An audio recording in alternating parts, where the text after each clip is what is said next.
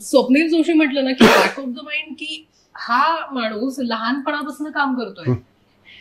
ते असतं ना की जसं मी याच्यातही उल्लेख केला की ज्या वयात लहान मुलं टीव्ही समोर बसून कार्टून बघतात आणि तो सगळा काळ एन्जॉय करतात. मला वाटतं तू सेटवर असायचा, टीव्हीत तू दिसायचा. मॅच्युरिटी खूप आधी आली, समजूतदारपणा, जबाबदारी, या सगळ्या गोष्टी होत्या की तू तो काळ एन्जॉय करत होता. नाही, तो काळ मी खूप एन्जॉय केला. कारण आता जसं टीव्ही आहे तसं तेव्हा टीव्ही नव्हतं. इथे तेव्हा डेली शोचा कॉन्सेप्टच नव्हतं, वीकली होतं. मी पहिल्या ज्या 2 मालिका केल्या त्यातली पहिली मालिका केली उत्तर रामायण, म्हणजे प्रभू रामचंद्रांची जी मुलं आहेत लव आणि कुश, यातल्या कुशाची भूमिका करण्याची मला संधी मिळाली. सो वीकली होतं ते. आणि तो मला असं वाटतं की रामायण, उत्तर रामायण, महाभारत या ज्या काही मालिका होत्या, श्रीकृष्ण, या मालिका नाही आहेत, हे आपल्यावर घडलेले संस्कार आहेत. मालिका म्हणून पण म्हणतोय, म्हणजे महाकाव्य म्हणून हे संस्कार आहेतच, पण मालिका म्हणून पण हे संस्कार आहेत. कारण म्हणजे मला आठवतंय अख्ख्या देशात कर्फ्यू लागल्यासारखं वातावरण असायचं. लोक म्हणजे बंद असायचे रस्ते बिस्ते. म्हणजे लॉकडाऊनला आपण बघितलं ना, ते आपोआप व्हायचं. तो रामायणात ते झालं, उत्तर रामायणात ते झालं, महाभारतात ते झालं, श्रीकृष्णात ते झालं. रामानंद सागर, डॉक्टर रामानंद सागर हे खूप छान वाक्य म्हणायचे.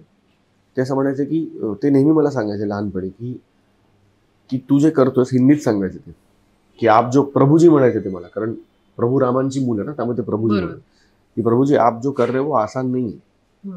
जिस उम्र में लोग अपने बच्चों पे संस्कार करते हैं, उस उम्र में आप बच्चे होकर पूरे देश पे संस्कार कर रहे हो. सो त्या वाक्याची प्रगल्भता मला तेव्हा कळायची नाही, कारण मीच 9 वर्षाचा होतो. तर मला असं वाटतं हा काहीतरी छान भारी बोलतात. आता मला कळतं की ते काय सांगत होते. पण माझं बालपण खूप लवकर प्रौढत्व आलं का वगैरे तर नाही. आणि याचं श्रेय माझ्या आई वडिलांना, कारण त्यांनी कधी त्याच्यातलं बालपण हिरावून नाही घेतलं. मुळात देवाच्या दयाने मी पैशासाठी काम करायला नाही लागले. आईला बँकेत नोकरी होती, वडिलांना बँकेत नोकरी होती. त्यामुळे पहिल्यापासून घरी घेत होतं की तू काम कर, तुला मजा येते म्हणून काम कर, तुला संधी. कारण गेल्या 7 पिढ्यात आमच्या घरातलं कोणी या क्षेत्रात नाही. तर तू काम कर, पण अभ्यास वगैरे सांभाळून कर आणि मजा येते म्हणून कर. त्याचं कंपल्शन नाही, कुठल्याही दिवशी आपण बंद करू शकतो.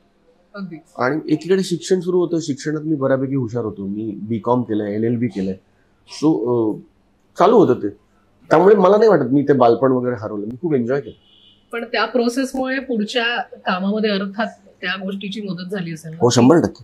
ते खूप मदतीशीर ठरलं असेल. खूप. एक तर काय होतं, इतकं ते शुद्ध हिंदी वगैरे बोललं गेलं की जे एक मराठमोळं हिंदी बोललं जातं मराठी माणसाकडनं, ते आपोआप कट झालं. त्यामुळे नंतर अनेकांना पटायचंच नाही की अजूनही लोकांना वाटतं मी गुजराती, मी मराठी नाही, कारण माझं हिंदी खूप स्पष्ट आहे किंवा शुद्ध आहे. त्याचा फायदा मला हिंदी मालिकांसाठी झाला. हिंदी मालिका करताना मी लीड्स करू शकलो, म्हणजे मेन रोल करू शकलो, 700, 800, 900 भागांचे daily shows as a hero करू शकलो. त्याचं कारणच आहे कारण हिंदी बोलताना ते मराठी हिंदी वाटायचं नाही, ते शुद्ध हिंदी. तो त्याचा नानाविविधतेने फायदा झालाच. आता आपण जे VFX म्हणतो, तर भारतात ज्या 1-2 मालिकांनी VFX किंवा स्पेशल इफेक्ट्स आणले, त्यातली रामायण महाभारत या मालिका होत्या. त्यामुळे आता जे आपण VFX करतो तेव्हा ते टेक्निशियन्स काय म्हणतात हे मी 30 वर्षापूर्वी केलंय. त्यामुळे मला माहितीये ते काय म्हणतात. सो अवेअरनेस वगैरे ह्याच्याने काय फायदा होतो मी शब्दात सांगू शकणार नाही.